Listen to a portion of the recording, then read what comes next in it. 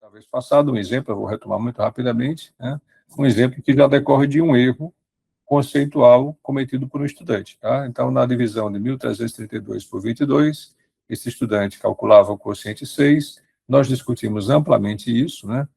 Colocamos esse exemplo, né? E nós vimos que o que talvez explique o erro, e aí é um dos componentes desse conhecimento especializado para o ensino de matemática, é ter boas hipóteses plausíveis para explicar erros.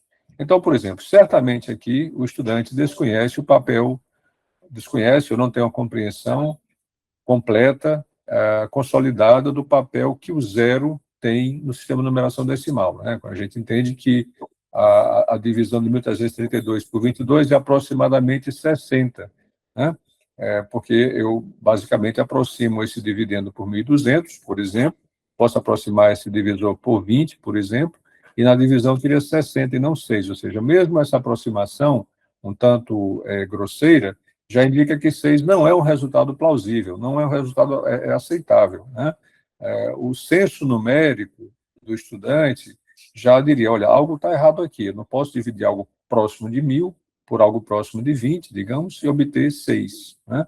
Então, o papel do zero na numeração, na representação dos números naturais, deve ser algo que não tem para esse estudante ainda uma compreensão arraigada, profunda.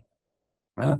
E, em particular, o fato de aquele 6 lá, que está sozinho, representar 6 unidades, e não 6 dezenas, como deveria ser. Então, é importante entender que os erros provêm de alguma insuficiência na compreensão. A gente quer enfatizar muito isso. Né?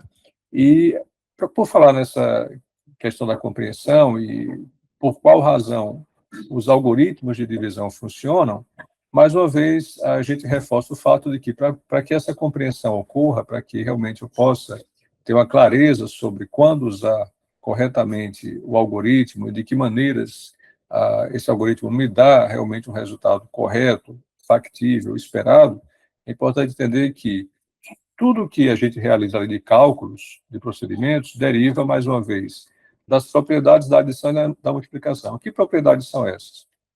Aquelas que a gente recita, sem muitas vezes dar uma importância devida a essas propriedades. Por exemplo, a distributividade da multiplicação em relação à adição. Essa simples propriedade tem um papel fundamental em validar o algoritmo. O algoritmo depende dessa operação, dessa propriedade, melhor dizendo, mesmo quando a gente não se dá conta disso. E é claro que, para realizar esse algoritmo, como já foi dito, a gente precisa ter uma clareza sobre o sistema de numeração que nós usamos. Como no caso do erro que a gente acaba de ver, o papel do zero, a função que o zero desempenha no sistema de numeração, e o valor posicional dos algarismos.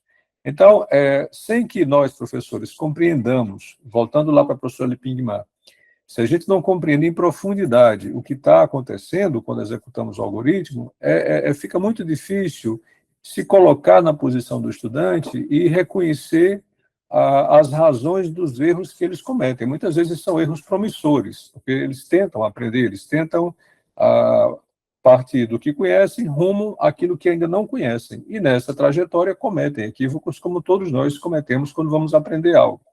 Uma matemática que não é familiar ainda a nós, uma língua, uma linguagem nova, enfim, uma tecnologia nova.